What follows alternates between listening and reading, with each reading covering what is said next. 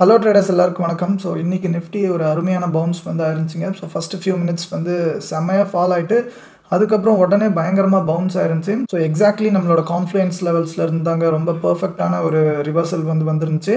So அதை வந்து நம்ம எப்படி ஐடென்டிஃபை பண்ணோம் அப்படிங்கிறத இன்றைக்கி வந்து வீடியோவில் பார்க்கலாம். ஸோ இனிமேல் நான் வந்து ரெகுலராக இந்த மாதிரி வீடியோஸ் வந்து போட ட்ரை பண்ணுறேன். ஸோ இனி ஸ்டாக்ஸ் பற்றின வீடியோஸ் அந்த மாதிரிலாம் எதுவுமே போட மாட்டேன்னு நினைக்கிறேன். ஸோ ஃபுல் அண்ட் ஃபுல் நிஃப்டியை மட்டும்தான் நம்ம வந்து கான்சென்ட்ரேட் பண்ண போகிறோம். ஸோ ஒரே விஷயத்த கான்சென்ட்ரேட் பண்ணி பயங்கரமாக அதில் மாஸ்டர் ஆகலாம் அப்படின்னு நினச்சிருக்கேன். ஸோ அதனால் நான் நிஃப்டி சார்ட்டை மட்டுமே பைத்திய மாதிரி பார்த்துட்டே இருக்கலாம்னு முடிவு பண்ணியிருக்கேங்க. ஸோ நான் என்ட்ரி எடுக்கிறப்ப ஏகப்பட்ட விஷயம் பார்ப்பேன். பேங்க் நிஃப்டி பார்ப்பேன், சென்செக்ஸ் பார்ப்பேன், எல்லாமே பார்ப்பேன். ஆனாலும் நம்ம ப்ராஃபிட்டோ லாஸோ நம்ம சாகிற வரைக்கும் நிஃப்டியில் தான் இருக்கணும் அப்படின்னு டிசைட் பண்ணியிருக்கேன். நான் ஏன் இந்த மாதிரி ஒரு டிசிஷன் எடுத்தேன் அப்படிங்கிறத நான் இப்போ சொன்னால் நல்லா இருக்காது. ஸோ கொஞ்சம் நாள் கழித்து இன்னும் ஒரு கரெக்டான எக்ஸ்ப்ளனேஷனோட நான் வந்து அதுக்குன்னே ஒரு தனி வீடியோ வந்து போடுறேன். நிஃப்டி இங்கே பாருங்கள், நம்ம ட்ரெண்ட் லைன் வந்து எப்போவோ போட்டிருந்தோம். ஸோ ஒரு வருஷமாக இது வந்து நல்லா ரெஸ்பெக்ட் பண்ணிகிட்டு இருக்கு. இப்போ கடைசியாக பவுன்ஸ் ஆனதும் அங்கே இருந்தாங்க இருக்குது. 200 EMA பக்கம் அப்படியே ஸ்ட்ரகிள் பண்ணி டக்குன்னு நல்லா பவுன்ஸ் ஆக ட்ரை பண்ணியிருக்கு.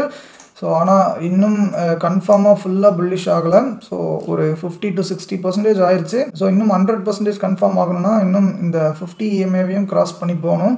ஆனால் இப்போதைக்கு மந்த்லி சிபிஆருக்கு மேலே தாங்க இருக்கும். ஸோ அதனால் ஓரளவுக்கு புல்ஸ் மேலே வந்து நம்பிக்கை வைக்கலாம். இப்போ ஸோ ஒரு 24,500லாம் கிராஸ் பண்ணி ஒரு 4-5 நாள்லாம் அப்படியே தாக்கு பிடிச்சிட்டோன்னா கண்டிப்பாக இனி அப்சைட் திருப்பி பழையபடி கண்டினியூ ஆக சான்சஸ் இருக்குது அப்படின்னு நம்ம வந்து அசியூம் பண்ணிக்கலாம். ஸோ எப்படியும் நம்ம இப்போவே எதுவும் டிசைட் பண்ண முடியாது. அது இன்னும் 1 or 2 வீக்ஸில் நம்ம வந்து பார்ப்போம் எந்த மாதிரி டெவலப் ஆகுது அப்படின்னு பார்த்துட்டு. இன்றைக்கி ரொம்ப அருமையான ட்ரேடுங்க. ஆனால் பயங்கரமாக மைண்ட் அப்செட்டாக தான் இருக்குது. ஸோ ஒரு கேவலமான வேலையை வந்து பார்த்து விட்டேன்.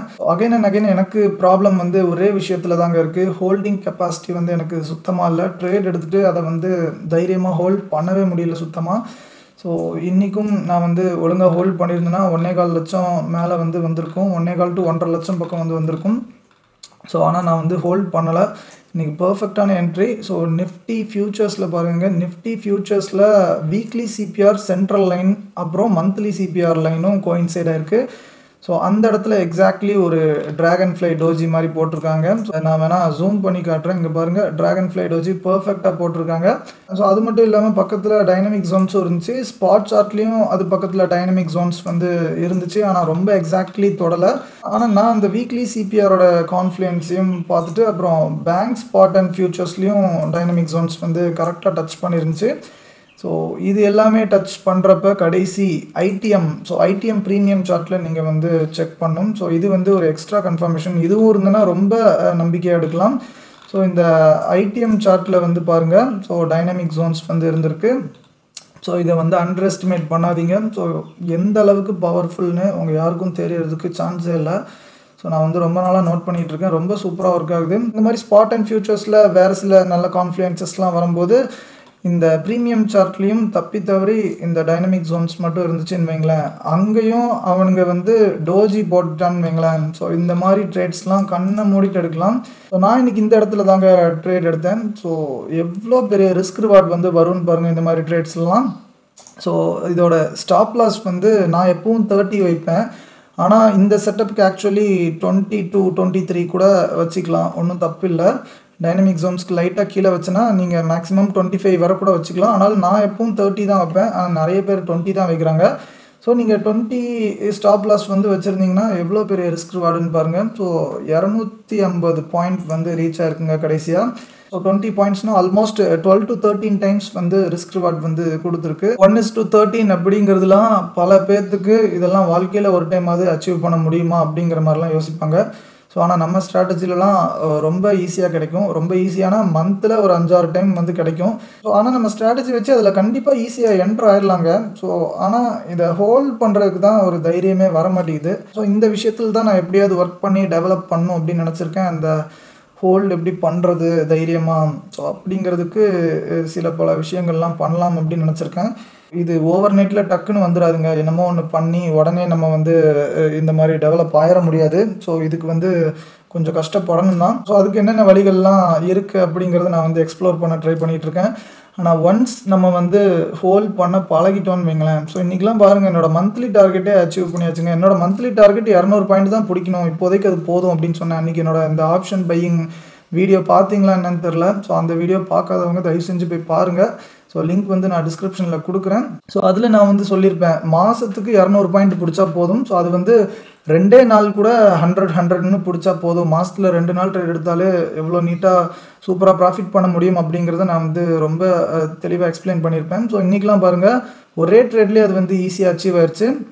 ஸோ இது நம்ம ஸ்டாப் லாஸ் பக்கம் கூட வரலைங்க, திருப்பி வரவே இல்லை. அப்போவும் நான் ஏன் பயந்தேன் அப்படிங்கிறது தான் என்ன நினச்சாலே எனக்கு எரிச்சலாக இருக்குது. ஸோ ஏன்னா மோஸ்ட் ஆஃப் தி டைம்ஸ் வந்து போன ஸ்பீடில் இந்த ஸ்டாப் லாஸ் பக்கம் வந்துட்டு மேலே போகும். ஸோ அப்படி ஆயிருந்தால் கூட சரி பரவாயில்ல, பேனிக்கில் க்ளோஸ் பண்ணிட்டேன் அப்படிங்கிற மாதிரி நம்ம வந்து அசியூம் பண்ணியிருக்கலாம். ஆனால் இன்றைக்கி வந்து அது லைட்டாக கூட பயமுறுத்தவே இல்லை, ரொம்ப ஒரு பர்ஃபெக்டான இது. ஆனாலும் நான் வந்து ரொம்ப சீக்கிரம் க்ளோஸ் பண்ணிட்டேங்க. ஒரு 25,000 வரை போச்சு, அதுக்கப்புறம் டக்குன்னு ஒரு 15,000 வரை வந்துச்சு. அப்புறம் 1:1லேயே டக்குன்னு புக் பண்ணிட்டேன். எனக்கு மனசே கேட்கல, குரூப்பில் என் ஸ்டூடெண்ட்ஸ்ட்டு சொல்லிகிட்டே தான் புக் பண்ணேன். நான் புக் பண்ணிட்டேன் பாருங்கள், என்னால் ஹோல்ட் பண்ண முடியல, கண்டிப்பாக இது இன்றைக்கி எங்கேயோ போகுது பாருங்கன்னு சொன்னேன். அது நம்மளுக்கு அவ்வளோ ஷுவராக தெரியுங்க, ஏன்னா இது அப்படிப்பட்ட செட்டப். ஸோ இது ஏன் இந்த அளவுக்கு ஒர்க் ஆகுது அப்படிங்கிறதுக்கு இதுக்கு பின்னாடி இன்னும் நிறைய ரீசன்ஸ் இருக்குது. அதை நான் இங்கே வந்து டிஸ்கஸ் பண்ண முடியாது. ஆனால் கண்டிப்பாக யார் போதும் தெரிஞ்சிட்டும் அகைன் அண்ட் அகைன் இந்த விஷயத்தில் சொதப்பிட்டே இருக்கும். ஸோ இது வந்து சும்மா டெஸ்டிங் ஸ்டேஜ் தாங்க. ஸோ எல்லாத்தையுமே நான் ஜேர்னலில் நோட் பண்ணி வைக்கணும் அப்படின்னு நினச்சிருக்கேன். ஸோ நம்ம பண்ணுற தப்பு எல்லாத்தையுமே ஒரு ஜேர்னலாக நீங்கள் வந்து நோட் பண்ணி வைங்க. ஸோ என்றைக்கெல்லாம் ட்ரேட் எடுக்கிறீங்களோ, ப்ராஃபிட்டோ லாஸோ, அதில் ஏதாவது நல்லா பண்ணியிருக்கீங்களா, இல்லை ஏதாவது கேவலமாக பண்ணியிருக்கீங்களா, ஸோ அந்த எக்ஸ்பீரியன்ஸ் எல்லாமே வந்து நீங்கள் மறக்காமல் நோட் பண்ணிகிட்டே வாங்க.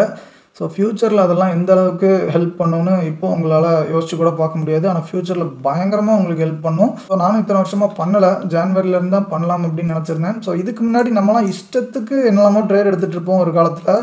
ஆனால் இனி லிமிட்டட் ட்ரேட்ஸ் எடுக்கணும் அப்படின்னு நினச்சிருக்கோம்ல, அதனால் ஜேர்னல்லாம் மெயின்டைன் பண்ணுறது ஒரு பெரிய விஷயம்லாம் இல்லை. அதனால் கண்டிப்பாக பண்ணலாம் அப்படின்னு நினச்சிருக்கேன். நீங்களும் லிமிட்டட் ட்ரேட்ஸ் எடுக்கிறீங்கன்னா கண்டிப்பாக ட்ரை பண்ணி பாருங்கள். நிறைய ட்ரேட்ஸ் எடுக்க போகிறீங்கன்னா எடுக்கிறது கஷ்டம்தான். ஆனால் முடிஞ்ச அளவுக்கு அப்படி ஒரு ஜேர்னல் மெயின்டைன் பண்ண பழகுங்க. நீங்கள் ட்ரேடிங்கில் ரொம்ப சீரியஸாக இருந்தீங்கன்னா. நம்ம அந்த ப்ராஃபிட்டை ஒரு ஷார்ட்ஸ்லாம் வேறு போட்டிருந்தோம். ஸோ மார்னிங், ஸோ பார்க்காதவங்க நீங்கள் போய் செக் பண்ணிக்கலாம், நம்மளோட ஷார்ட்ஸ் டேப்பில் வந்து இருக்கும். ஸோ எனக்கு இதுக்கு மேலே தெரிஞ்சிருச்சு, ஏதோ ஒரு பெரிய அப் மூவ் வந்து கொடுக்க போகுது அப்படிங்கிற மாதிரியே நினச்சிட்டு இருந்தேன். இதுக்கு மேலே உட்காந்தனா நம்ம வந்து திருப்பி ட்ரேட் எடுக்க டெம்ப்ட் ஆகும் அப்படிங்கிறத எனக்கு வந்து புரிஞ்சுக்கிட்டேன். ஸோ அதுக்கப்புறம் தாங்க படம் பார்க்கலாம் அப்படின்னு முடிவு பண்ணேன். சிஸ்டம் முன்னாடி உட்காந்தனா கண்டிப்பாக இன்னொரு ட்ரேட் எடுப்பேன்னு எனக்கு நல்லாவே தெரிஞ்சிருச்சு. அதனால் ஒய்ஃப்கிட்ட சொன்னேன், சரி படம் பார்க்கலாம் அப்படின்னு டிசைட் பண்ணி படத்தை எடுத்து ஸ்டார்ட் பண்ண போனோம். ஸோ பக்கத்து வீட்டிலேருந்து ஆளுங்க வந்துட்டாங்க சடன்லி. ஸோ அவங்க வந்து எங்கள் அம்மாட்டையும் ஒய்ஃப்டையும் பேச ஆரம்பிச்சிட்டாங்க. ஸோ நம்மளுக்கு வந்து மண்டை காஞ்சிருச்சு.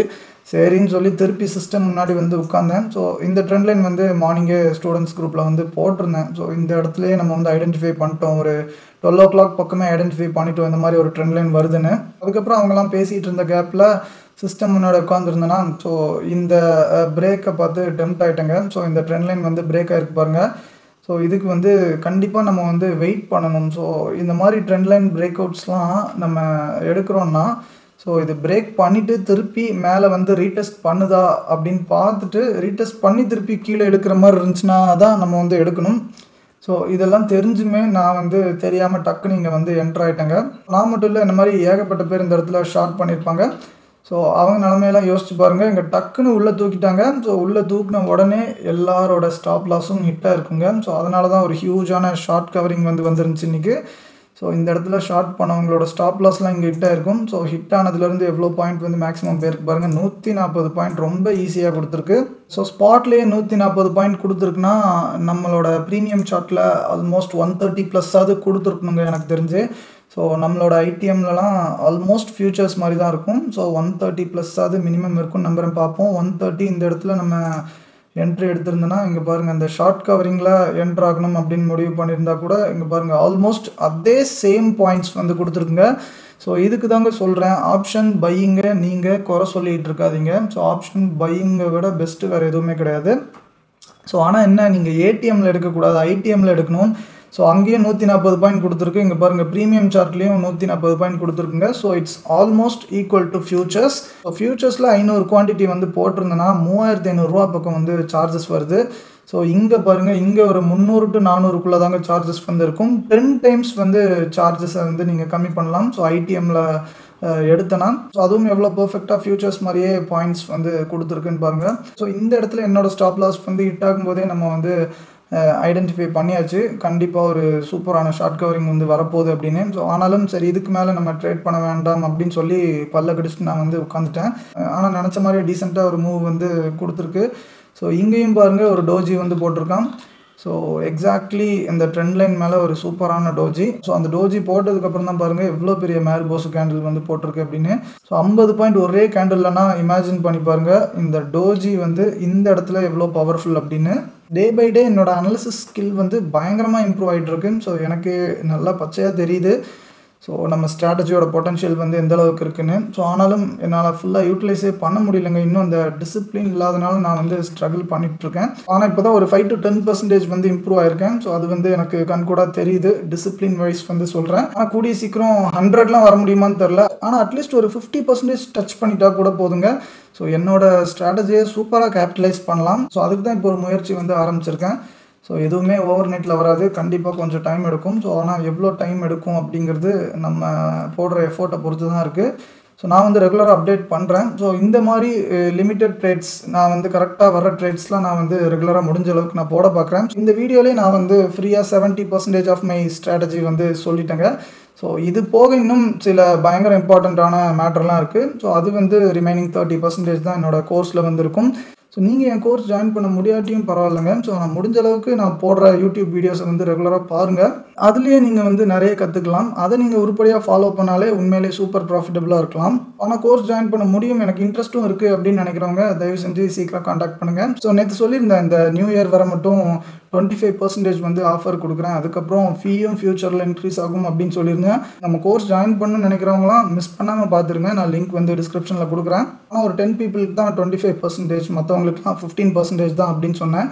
ஸோ இப்போதைக்கு அந்த 10ல் ஒரு 4 சீட் தாங்க ஃபில் ஆயிருக்கு. இன்னும் 6 பேர் வந்து ஜாயின் பண்ணிக்கலாங்க அந்த 25% டிஸ்கவுண்ட்டுக்கு. ஸோ அதனால் இன்ட்ரெஸ்டட் பீப்புள் சீக்கிரம் இந்த நம்பருக்கு வந்து நீங்கள் காண்டாக்ட் பண்ணுங்கள். நான் வந்து இப்போ வெறும் 5 மினிட்ல மட்டும்தாங்க உங்களுக்கு காமிச்சிட்ருக்கேன். ஆனால் நாங்கள் 15 மினிட், 1 hour, அப்புறம் 1 day டைம் ஃப்ரேம் எல்லாத்துலேயுமே அனலைஸ் பண்ணுவோம்.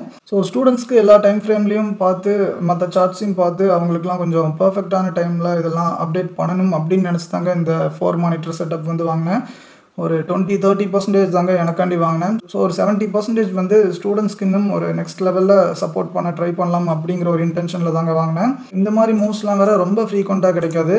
ஸோ வீக்லி ஒன்ஸ் வந்து கிடைக்கும், இல்லாட்டி மந்த்துக்கே ஒரு 5-6 டைம் கிடைக்கும். லக் இருந்தால் மேக்ஸிமம் 8 டைம் வந்து கிடைக்குங்க. ஸோ இந்த 8 நாளில் ஏதாவது ஒரு நாளாவது நம்ம தைரியமாக ஹோல்ட் பண்ணிட்டா போதுங்க. ஸோ மந்தோட டார்கெட்டை வந்து ஈஸியாக ஒரே நாள் அச்சீவ் பண்ணிடலாம். அதனால் நீங்கள் வந்து மாற்றி யோசிங்க. ஆப்ஷன் பையிங் மேலே பழியை போட்டுட்ருக்காதீங்க. ஸோ ஆப்ஷன் செல்லிங்கை விட ஆப்ஷன் பையிங் வந்து ஒரு 100 times பெட்டர் அப்படின்னு நான் ப்ரூவ் பண்ணணும் அப்படின்னு நினச்சிருக்கேன். ஸோ அதுக்காக தாங்க இந்த சேலஞ்ச் வந்து நான் எடுத்திருக்கேன். ஸோ கூடிய சீக்கிரம் இந்த ஒரு வருஷத்துக்குள்ளே நான் வந்து ப்ரூவ் பண்ணிடுவேன்னு நினைக்கிறேன். நான் ப்ரூவ் பண்ணுறனோ இல்லையோ, ஸோ நீங்கள் கொஞ்சம் யோசிச்சு பாருங்கள் இதோட பொட்டன்ஷியல் வந்து எப்படி இருக்குன்னு. ஸோ ஆனால் அதுக்குன்னு டெய்லி ட்ரேட் பண்ணக்கூடாதுங்க. ஸோ அதை தான் நம்ம வந்து எப்படி பிளான் பண்ணணும் அப்படின்னு நான் வந்து அந்த வீடியோவில் சொல்லியிருந்தேன். ஸோ அதனால் அந்த வீடியோவை தயவு செஞ்சு போய் மறக்காமல் பாருங்கள். நீங்கள் யாராவது இன்றைக்கி இந்த மூவில் ப்ராஃபிட் பண்ணியிருந்தீங்கன்னா மறக்காமல் கமெண்ட் செக்ஷனில் கமெண்ட் பண்ணுங்கள். ஸோ நான் இன்னும் ஒரு நெக்ஸ்ட் 4 daysக்கு இருக்க மாட்டேங்க. ஸோ ஒரு வேலை விஷயமாக நான் வந்து வெளியூர் போகிறேன். போயிட்டு அதுக்கப்புறம் சண்டே தாங்க ரிட்டர்ன் வருவேன். ஸோ நெக்ஸ்ட் மண்டேலேருந்து தாங்க நான் வந்து வீடியோஸ் போட ஆரம்பிப்பேன். ஸோ அதனால் நீங்கள் நாளைக்கெலாம் யாராவது காண்டாக்ட் பண்ணாலும் நான் வந்து நெக்ஸ்ட் மண்டேலேருந்து தான் நான் வந்து கோர்ஸ்க்கு வந்து ஆக்சஸ் கொடுக்க முடியும். ஏன்னா நான் வெளியூரில் இருக்கிறதுனால. அதான் நீங்கள் யாராவது ஜாயின் பண்ணுற இன்ட்ரெஸ்ட்டில் இருந்தீங்கன்னா இன்றைக்கி நைட்டு முடிஞ்சால் ஜாயின் பண்ணுங்கள். ஸோ இல்லாட்டி நெக்ஸ்ட் மண்டேக்கு மேலே தான் நீங்கள் வந்து ஜாயின் பண்ணுற மாதிரி இருக்கும். அதுக்கு தாங்க சொல்கிறேன், வேறு எதுவும் இல்லை. ஸோ இன்றைக்கி இந்த செட்டப் வந்து உங்களுக்கு பிடிச்சிருந்துச்சுன்னா தயவு செஞ்சு ஒரு லைக் போடுங்க. இந்த மாதிரி வீடியோஸ் வந்து அட்லீஸ்ட் ஒரு 500 வியூஸ் போனால் தாங்க நான் வந்து ரெகுலராக போட முடியும். ஸோ அது கூட டச் பண்ணலன்னா எனக்கு வந்து சுத்தமாக மோட்டிவேஷனே இருக்காது. ஸோ ஒரு 500 வியூஸ், ஒரு 30-40 லைக் வந்தால் கூட போதும். ரொம்ப கம்மியாக தான் எக்ஸ்பெக்ட் பண்ணுறேன் என்னோடய சப்ஸ்கிரைபர் பேஸுக்கு. ஸோ அந்த ஹெல்ப் கூட நீங்கள் பண்ணலன்னா அதுக்கப்புறம் இந்த வீடியோஸ் வந்து போடுறத வந்து கொஞ்சம் கொஞ்சமாக ஸ்டாப் பண்ணிடுவேன். ஸோ அதனால் யோசித்து நீங்களே முடிவெடுங்க, ஒரு லைக் போடலாமா வேணாமா அப்படின்னு. இன்னொரு நல்ல வீடியோவில் சந்திக்கலாம். நன்றி.